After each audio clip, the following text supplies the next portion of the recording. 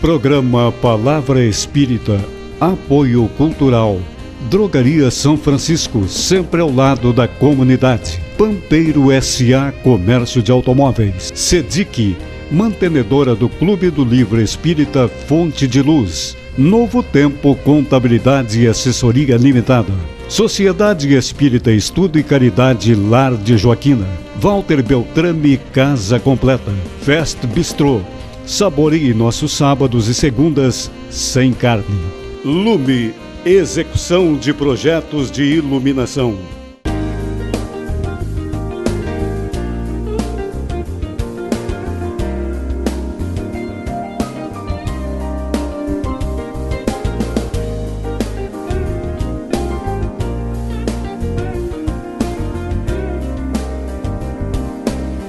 Iniciando mais um programa Palavra Espírita, agradecendo nossos apoiadores culturais, Pampeiro S.A., Drogaria São Francisco, SEDIC, Lar de Joaquina, Escritório de Contabilidade Novo Tempo, Lume, Projeto de Execuções Elétricas, Beltrame Casa Completa e Restaurante Fest Bistrô. Agradecemos penhoradamente esses apoiadores culturais, que são os responsáveis por nos manter no ar, com este programa espírita. Estamos recebendo hoje, para nossa satisfação, Maria Leonir Krum. Ela é estudante e trabalhadora espírita, da Sociedade Espírita Leocádio José Correia. Seja bem-vinda, minha amiga. Muito obrigada. Boa tarde aos telespectadores, boa tarde, Moacir, boa tarde ao Jader. Me sinto muito honrada em poder vir aqui esclarecer alguns pontos dessa santa doutrina. Muito bom. E hoje nós vamos falar sobre um tema bastante importante, que é o Evangelho no Lar. E vamos começar de imediato. O que é o Evangelho no Lar, Maria? Para que a gente possa definir o Evangelho no Lar, nós precisamos estabelecer o conceito do Evangelho no Lar. E quem nos trouxe ele, nada menos do que Jesus.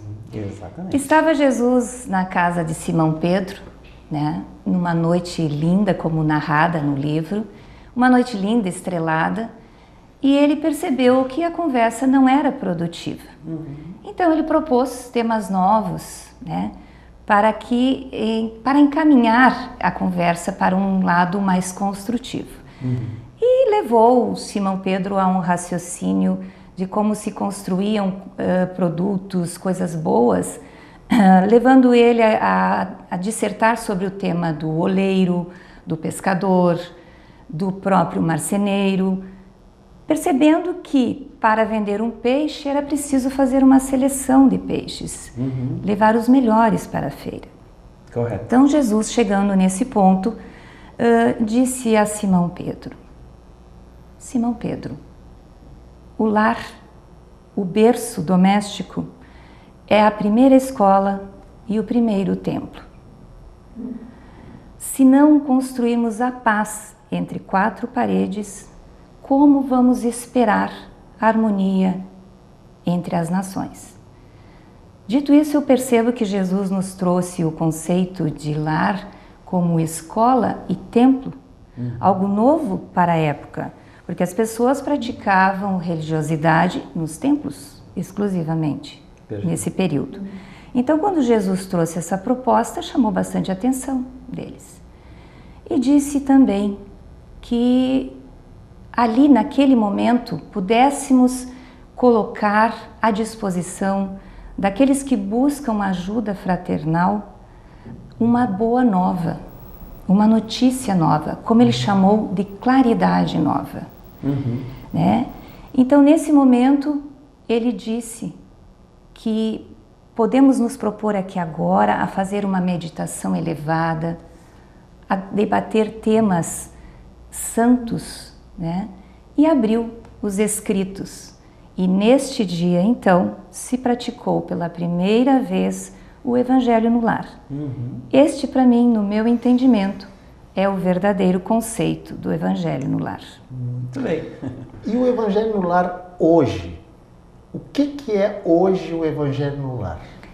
Ele é um convite que nós fizemos para Jesus, para que ele entre nos nossos lares. Divida conosco nossas ansiedades, nossos medos, nossas alegrias, nossas esperanças. E damos, através desse convite, exemplo a todos os pequenos, a todos os nossos que estão próximos, de que a companhia de Jesus, através desses mensageiros espirituais, é a companhia que nos orienta, que nos esclarece e, mais do que isso, nos protege. Hoje é isso o Evangelho no Lar. Muito bem. No nosso caso, né, Maria, nós usamos o Evangelho segundo o Espiritismo, né? Mas os irmãos que não, por exemplo, né, católicos, poderiam usar o Evangelho normal? Perfeitamente. Sem problemas, né? Sem problemas. Toda reunião da família em torno de bons ensinamentos de qualquer livro que seja, de qualquer religião, é sempre um agrupamento familiar e harmonioso. Então é sempre muito bem-vindo em qualquer religião. Eu acredito que muitas religiões, no pouco que conheço, têm essa prática de abrir a Bíblia em algumas casas e ler bons livros em torno da família, em torno de uma mesa. Então isso é sempre construtivo. Perfeitamente. Agora, Maria,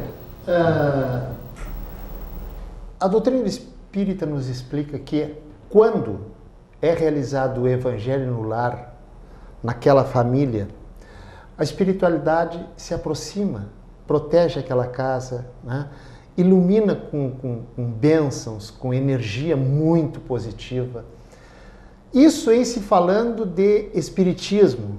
Mas quando a reunião não é de espíritas em torno do Evangelho, os espíritos também se aproximam, protegem aquela casa, deixam cair energias positivas sobre aquele lar? Certamente. Deus não abandona as suas criaturas e não faz escolhas. O Espiritismo é a nossa linha de pensamento, é a nossa conduta de busca, né, do conhecimento, mas todas as outras religiões, todas as profissões de uma fé em Deus são igualmente bem vistas pelos olhos de Deus, né? E certamente esta casa também está sendo abençoada, sendo protegida. Esses espíritos igualmente se deslocam e vão instruí-los. Até porque espírito não tem religião. Não, né? Espírito não faz espírito esse tipo tem de... religiosidade, Exatamente. que é uma coisa bastante diferente. E mais profunda, né? Mais aprofundada, moral bastante elevada, Sim. é nesse aspecto que a gente compreende. Correto. Me diz uma coisa, Maria, há necessidade de algum ritual para iniciar a reunião? Eu não usaria a palavra ritual. Sim. Eu penso que a base de de tudo que vai acontecer naquele instante na família, Sim. a palavra que eu usaria inicialmente seria respeito e disciplina. Né? A disciplina própria, a disciplina de si mesmo, não a disciplina imposta, Correto. aquela mais austera. Eu percebo que é necessário sim organizar um ambiente tranquilo, né, que nós podemos depois dissertar sobre todos os passos de como fazer todo esse aparato, digamos assim, para com todo o respeito recebermos esses espíritos que vêm nos auxiliar. Perfeitamente.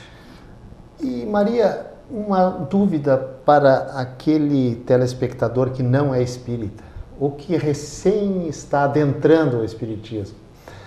O tempo de duração de cada reunião?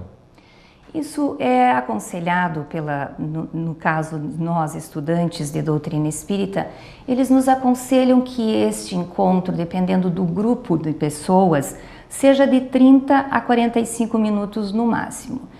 Isso por quê? Porque poderá haver um debate do tema proposto.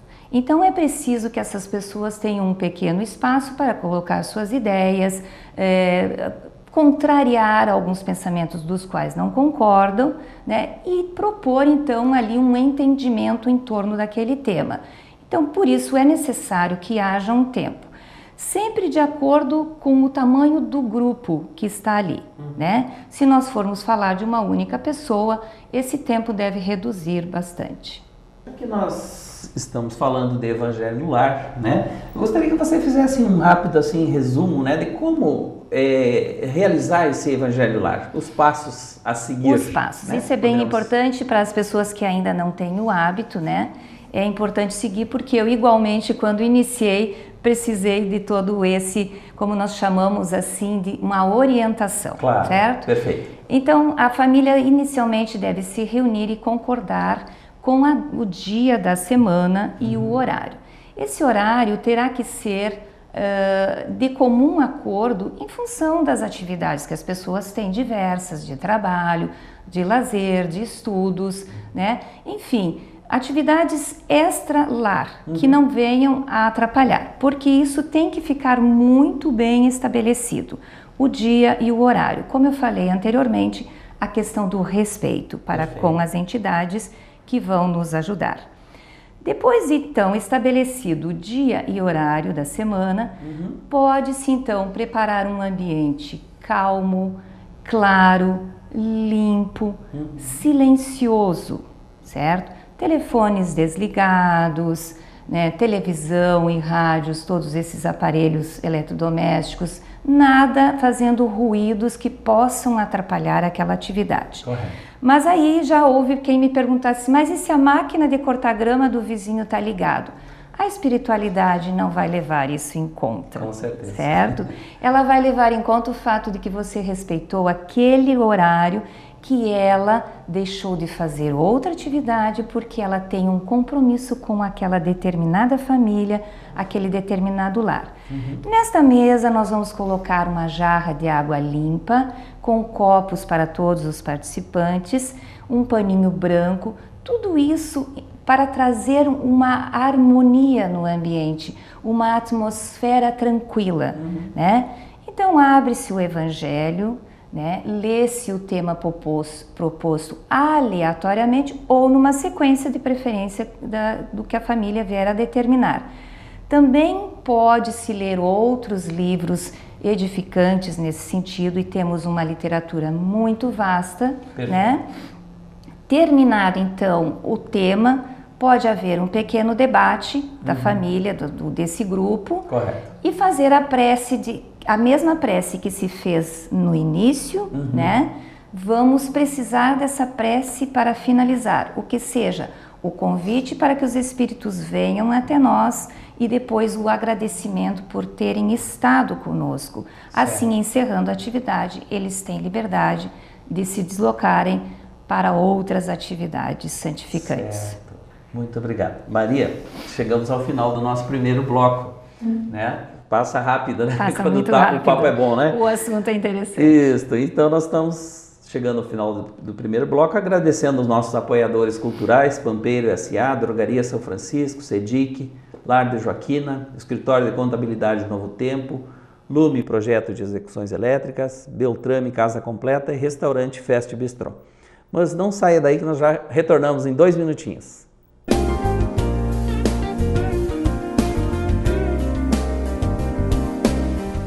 Programa Palavra Espírita, Apoio Cultural, Drogaria São Francisco, sempre ao lado da comunidade. Pampeiro S.A. Comércio de Automóveis. SEDIC, mantenedora do Clube do Livro Espírita Fonte de Luz. Novo Tempo Contabilidade e Assessoria Limitada.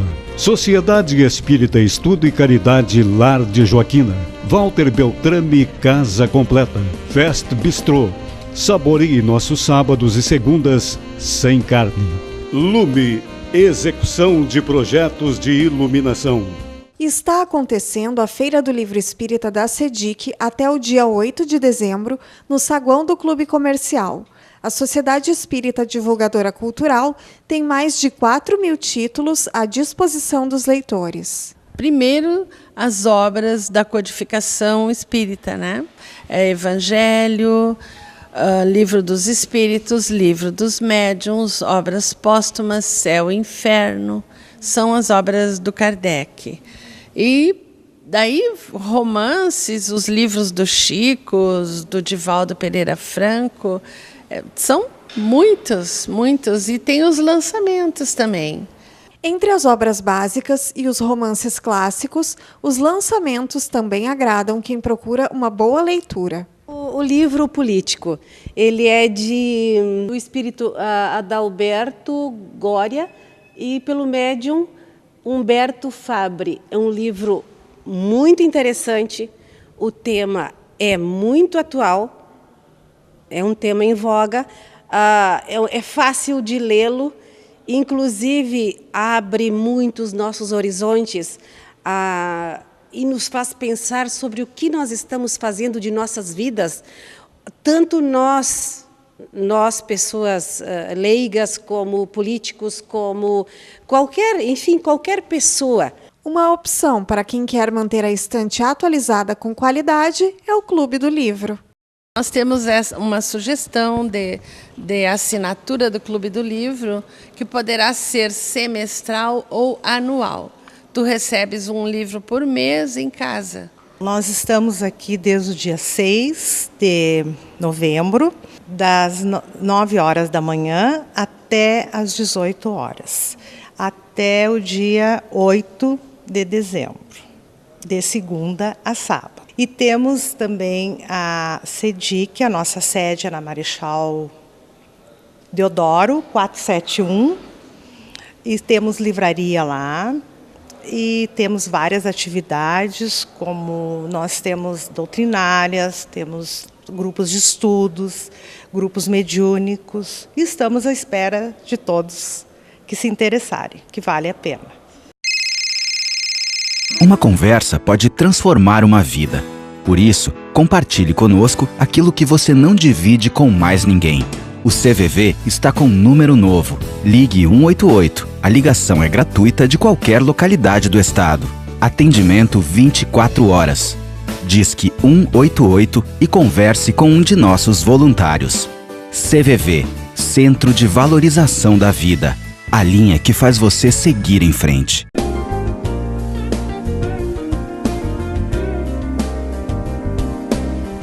Retornamos então ao segundo bloco do nosso programa, Palavra Espírita, agradecendo os nossos apoiadores culturais, Pampeiro S.A., Drogaria São Francisco, CEDIC, Lar de Joaquina, Escritório de Contabilidade Novo Tempo, Lume Projeto de Execuções Elétricas, Beltrame Casa Completa e Restaurante Fest Bistrô. Estamos entrevistando hoje nossa querida irmã Maria Leonir Krum, estudante e trabalhadora da Sociedade Espírita, ou melhor, Instituto Espírita, né, Leocádio José Correia. E nós estamos falando sobre Evangelho no Lar. Então, continuando o nosso papo, quem pode participar, Maria, do Evangelho no Lar? Se caso chega alguma visita, podemos convidar também para participar conosco? Excelente pergunta. Sim. Lá no início, quando nós falamos do que o Cristo propôs para todos nós, isso ficou bem claro, né, de que todos são convidados a participar do Evangelho no Lar. Mas há que se ter uma disciplina. Correto. Normalmente, quem propõe nos lares é a mãe ou aquela pessoa mais instruída no Evangelho, né? Então, ela vai reunir a família, vai convidar as pessoas a participarem e nunca impor não pode ser de forma imposta. Aliás, na doutrina espírita, nada deve ser imposto, tudo é muito espontâneo e que as pessoas tenham o desejo de se instruir, né? Correto. Então, vão reunir-se essa família, independente de ela ser um grupo extenso ou de ela ser um grupo pequeno, isso não importa, né? Alguns cuidados com pessoas que têm hábitos alcoolistas, para que elas estejam sóbrias, para que não venham a trazer nenhuma interferência fluídica de baixa vibração nesse ambiente. Crianças muito pequenas que poderão fazer ruídos e tirar a concentração desse trabalho, que é um trabalho de grande valor para a doutrina, né, da casa. Pode-se também convidar um amigo, um parente próximo, um vizinho, né? Desde que essa pessoa aceite as condições de que o ambiente deve ser preservado na mais absoluta tranquilidade. Perfeito. E se você, por acaso, receber uma visita inesperada, ela deverá ser avisada do que está acontecendo e convidada. Caso aceite, deve saber como se portar. Se não aceitar, também vai aguardar para que a família finalize esse trabalho santificante e então depois vão dar a atenção devida à sua visita. Claro. Mas sempre essa recomendação de que todos tenham respeito a esse momento de introspecção, um momento de crescimento espiritual para todos. Maria, nós vivemos num mundo em que as distâncias hoje se encurtaram sobremaneira, né? E muitas famílias, a determinado dia, estão presentes a totalidade da família. Noutra, a metade da família. Mas e quando E quando só tem uma pessoa na casa e casualmente é o dia e o horário daquela família fazer o evangelho no lar, faça ou não faça com apenas uma pessoa? O evangelho no lar deve ser feito sempre. E foi muito boa a tua pergunta, porque nunca estamos sós. Temos uma pessoa encarnada. Temos naquele ambiente, atraídos por esses temas evangélicos edificantes, muitos espíritos superiores que vêm instruir, e também os nossos irmãozinhos menos evoluídos, tão necessitados de instrução, que são bem recebidos pela espiritualidade. Então, essa pessoa não estará sozinha de forma alguma, e se ela for sempre uma pessoa solitária na sua casa, ela pode eventualmente convidar alguém, um amigo, ou seguir assim, fazendo dessa maneira, porque certamente está sendo muito bem assistida pela sua intenção, que é o primeiro passo para se evangelizar, a intenção. Tu falaste uma coisa que os espíritos evoluídos, superiores, trazem outros espíritos menos evoluídos e necessitados da informação. Isso significa dizer que a nossa casa pode estar naquele momento com a presença de N espíritos, que os que não são videntes, logicamente, não enxergam, mas os videntes há essa possibilidade de verem? Perfeitamente. Veja a beleza de que é esse encontro familiar. Além de propiciar o desenvolvimento dos entes queridos, ela também propicia a almas desoladas, a almas sem orientação. Neste momento, dentro deste lar, ela vai assistir esclarecimento evangélico, né? Ela vai assistir a harmonia de um lar em torno desse evangelho, e ela vai certamente se sensibilizar com toda essa situação. Então nós estamos fazendo mais esse benefício, beneficiando aos nossos irmãos menos instruídos, nossos irmãos em sofrimento ainda. Certamente eles estarão ali trazidos pela espiritualidade, atraídos pelo conhecimento do Santo Evangelho. Muito bem. Em regra geral, assim, o que seria mais importante neste momento, né? Quais seriam as regras para se fazer o Evangelho no lar? Algumas você já até citou, né, Exatamente, Maria? Exatamente. A escolha do tema é muito importante, né? Sim. E como a gente já falou lá atrás, a questão do respeito, do silêncio e de um ambiente tranquilo, né? A escolha do tema é fundamental. Eu acho que a tua pergunta é bem pertinente. Porque poderemos estar vivendo, somos humanos, somos falíveis, e poderemos estar vivendo neste momento um drama particular, de uma questão de saúde, de uma questão de comportamento, né? E então, de repente, um tema muito bem escolhido trará esclarecimento, abrandará os ânimos dessas pessoas e certamente teremos nesse momento bênçãos curativas para esse tipo de problema que a família poderá estar vivendo. Então, a escolha do tema, ela é importantíssima antes de nos prepararmos para começar a praticar o Evangelho dentro dos nossos lares. Maria, esclarece uma coisa para os nossos telespectadores e para nós também, né, Moacir? Todos nós estamos aqui aprendendo nesse instante, né? A respeito da proteção da casa quando da realização do Evangelho no lar. Eu não falo da proteção material, eu falo da proteção espiritual. Ela acontece, e se acontece, de que forma? Ela acontece certamente, porque lá no início já percebemos que Jesus falou então de uma claridade nova. Ele quis dizer com isso que nós receberíamos bênçãos especiais no momento em que nós começássemos a ter as intenções de bem, que é isso que importa para o cristão, ser revestido de intenções do bem, né? E se você tem um pensamento no bem, um pensamento elevado, certamente você atrairá para junto de ti espíritos elevados. Eles são sempre bons conselheiros, eles também são protetores de toda forma e é uma família protegida. Não que essa família não vá enfrentar vicissitudes, é da nossa natureza ter vicissitudes, problemas, mas nós estaremos fortalecidos nesse momento.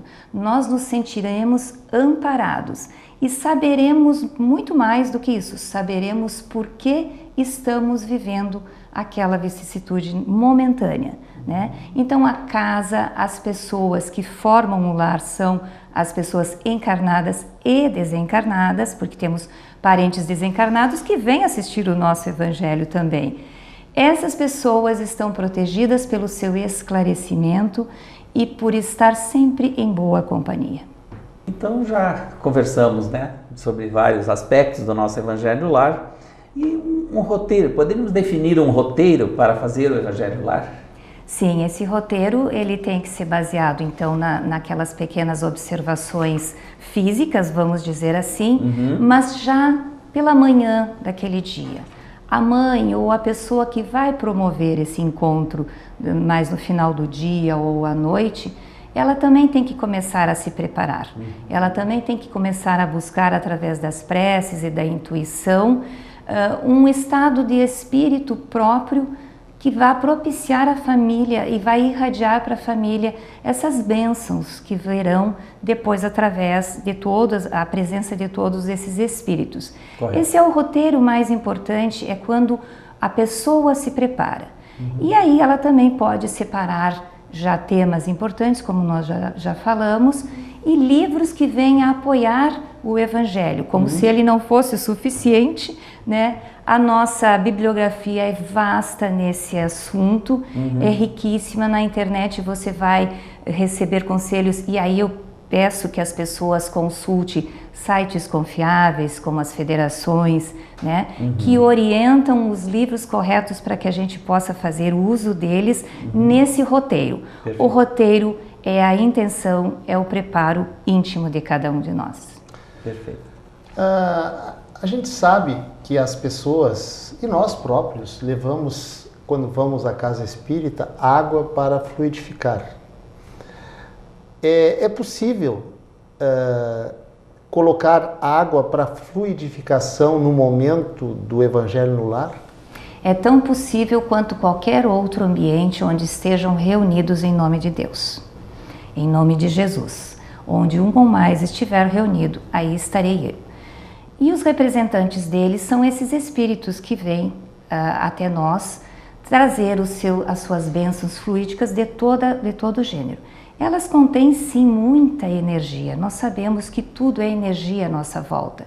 Essa água receberá essas energias boas, santificantes e curativas.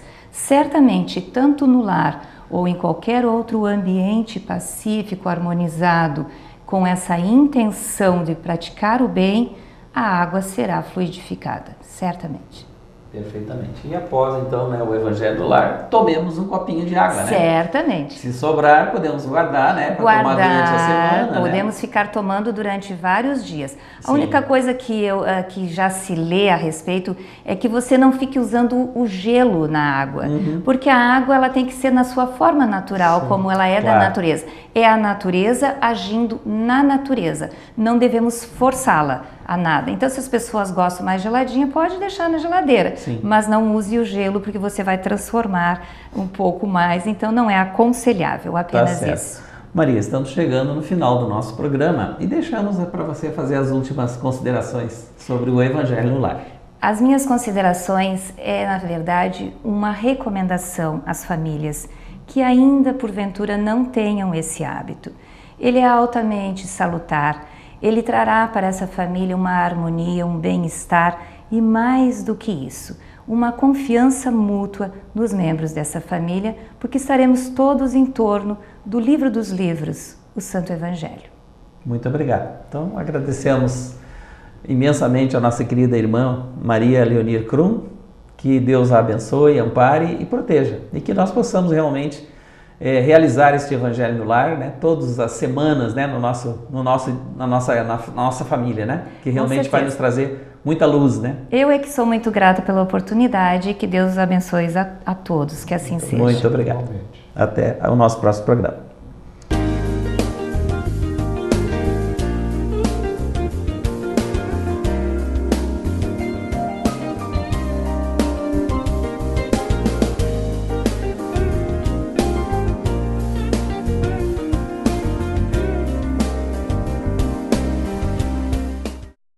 Programa Palavra Espírita, apoio cultural. Drogaria São Francisco, sempre ao lado da comunidade. Pampeiro S.A. Comércio de Automóveis. SEDIC, mantenedora do Clube do Livro Espírita Fonte de Luz. Novo Tempo Contabilidade e Assessoria Limitada. Sociedade Espírita Estudo e Caridade Lar de Joaquina. Walter Beltrame Casa Completa. Fest Bistrô. Saboreie nossos sábados e segundas sem carne. Lume, execução de projetos de iluminação.